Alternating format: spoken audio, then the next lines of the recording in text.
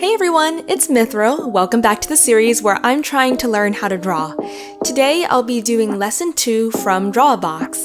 And on a quick side note while I'm doing my warm-ups here, the Discord server I was talking about in the last video got made and it's been a lot of fun. Quite a few people, more than I could have ever imagined, have joined it, and we've been having a lot of fun talking about art, giving and taking critiques, and we're even doing this monthly art challenge where we're designing our own OCs, so that's pretty fun. And it's been really fun looking at other people's character designs and seeing how they're all giving each other such constructive feedback. Anyways, to the lesson. The first exercise here has to do with drawing arrows that are going through space. Uncomfortable talks about how it's really important to, I guess, be able to convey a two-dimensional form in 3D space, and he links that to a leaf exercise later on in a different lesson, and how people seem to have trouble with curving flat spaces, like, I guess, through 3 dimensions. And at first, the arrows were pretty hard. I don't know, I guess it seems pretty simple. I saw people's homework on it and I was thought, it'll be easy when I get to it, but it was actually kind of hard drawing the lines kind of parallel to each other, making sure that they get bigger and stuff, and the curves get looser as it goes toward the screen. And also, the perspective is kind of screwy. Now that I'm looking at it, I know which side of the, say, ribbon or arrow is supposed to be facing me and which side is supposed to be folded over, but I kept on drawing the little shaded lines on the wrong side of the arrow. I don't know if that's a common problem or just with me, but it kind of bothers me seeing it now and just seeing me draw it on the wrong side before trying to correct it. It was a lot of fun though, and I would encourage you to look at the final product and then go back to my first attempts. You'll see there's a difference. And here's another page of what I'm doing while I'm watching his video. I always attempt the exercise while watching the video first, and then I go back and try it again on my own, and I think that's a really good way to learn about it. I think I see a lot of people on the subreddit that just do a quick glance over the exercise and do the exercise without really giving a deep reading of the lesson and without going through the video. And I think his demonstrations really are really helpful from the video. So I know some of them are 40 minutes long and it's a lot to sit through when you're ready and itching to get your pen down on the paper, but I would definitely recommend watching them. And these were fun too, although I think it was kind of hard to line up the contour lines to the edge of the form. And as you can see, the video is only 3 minutes long, but I've already gotten to the last exercise. And that's because these dissections took forever. They took such a long time. I'm pretty sure half the time was just me looking up new textures to draw. As you can see here, I had a really hard time drawing that paper towel. I feel like it might have been too difficult to choose as a first texture because, I don't know. Actually, I'm not sure exactly how to identify what was so hard about it, but it was really difficult for me. I chose something easier for the inside. I chose a slice of orange, and it turned out pretty okay. Watermelon's one of my favorite fruits, so of course I went for a watermelon next. And then drawing the outside of the watermelon was so hard for me, actually. I don't know, it's really weird drawing in just black and white, because I felt like it needed so many different color variations and gradients, and I just couldn't get it. And also on top of that, I don't know, it looks really straight when it should be more curved around the side of the sausage blob. I don't know if that makes any sense, but yeah. And here I tried to do salami, but it didn't really turn out that well. I'm not even sure what it looks like. And here I did a really sad looking cucumber. Looking at it now, I can tell that the lines don't follow the contour at all. And that's something I definitely would have fixed. And here I'm trying to draw another texture from real life. I'm trying to do the leg of a pair of denim jeans. And I wanted to incorporate the hem because I felt like it was such an interesting texture, and I hoped that it would make it a lot more recognizable because denim jeans are pretty, I don't know, they're pretty ubiquitous as clothes, at least where I come from.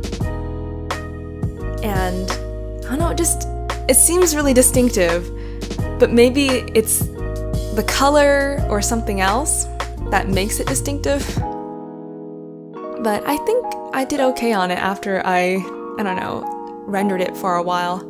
At first I had a lot of trouble with it, trying to figure out, like, how do I even draw this? But I guess the black and white, like pure black versus pure white, is both a blessing and a curse because you really, really have to simplify it down to its most basic shapes in order for something to be recognizable even. And on the inside there's Kobe beef, I believe. I'm not sure how recognizable it is. It looks okay to me, but just okay. And here, I think I went a little too ambitious on this one. I think the lesson I learned from this texture is that man-made objects are hard to draw because they're so perfect. I think that has to do with, say, you know, how people are one of the hardest things to draw because we're so familiar with them and we can pick up anything that's wrong. But with animals and plants and stuff, it's more random, so you can't really pick out if something's off about it. But with people, like, it's just such a familiar thing.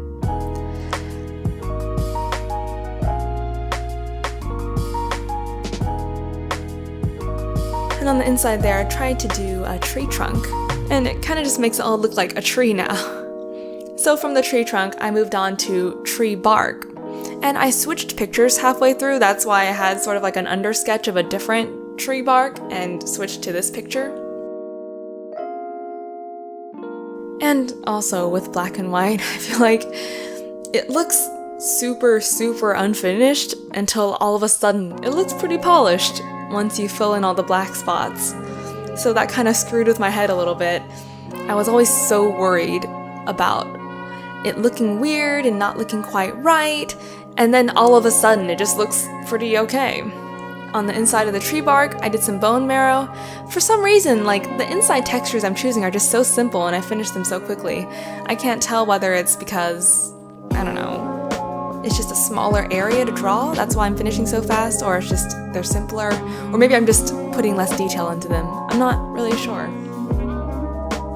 On the next sausagey thing, I have some corn, and I definitely would have done a lot of different things with the corn if I could do it again. I don't know if you can tell from how far the camera is, but I left a little space between each kernel, and if you look at a reference image of an actual cob of corn, there's not really any space in between each kernel. They're kind of squished up next to each other, and the kernels in the middle are a lot more straight. But of course, I didn't really realize that until after I put the ink onto the paper. And because I'm using ink, I can't exactly erase it and start over, which adds another really interesting dynamic to these drawings for a draw box. He keeps saying that you really shouldn't treat them as precious or anything because even if it turns out terrible, or it turns out good, or anything, the value comes from the learning, and the value comes from what you learn from doing this. But I do want a pretty picture. Even though I know if I make something bad, it was still a learning process. I still want something nice and pretty. And I think they've turned out pretty okay. I don't think I've been too afraid to change things once I put them on. Like, I'll do half a drawing and then realize I don't like drawing it that way and then just try again. And the inside of the corn is just the inside of a corn cob, which I think turned out alright. I definitely would have made the core, the circle inside, a lot bigger if I had the chance to do it over, but I think it was okay. On the next outside part, I decided to do a leaf. And I wasn't sure how it would turn out actually, because, I don't know, leaves usually aren't shaped this way. They're more like concave up, and I'm sort of flattening this convexly around a cylinder shape. And I wondered if I could translate the leaf onto the page and have it look okay. And then I was thinking, how do I convey the form? Like right now it looks super flat because I haven't added any shading yet. I have not done anything to convey the depth around the side of the cylinder-like shape. And I mean, around the edges it would be a lot darker shadows because it's a more extreme angle, assuming that the light is coming from, I guess, the top where the viewer is. It would be brightest near the top because that's where the light is, and it would be in the most shadow toward the side edges. And I think it actually turned out okay, which is surprising. And here I sort of I mess up really bad. I don't know, here's where I really regret not having any sort of sketch or any sort of underdrawing, because I would have liked to sketch out the structure of the inside of the slice of tomato before committing to it, but I just kind of went straight for it.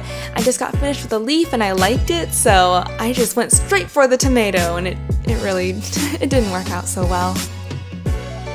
And here I'm starting to draw a strawberry. It took me a while actually to find a good picture of the inside of a sliced strawberry.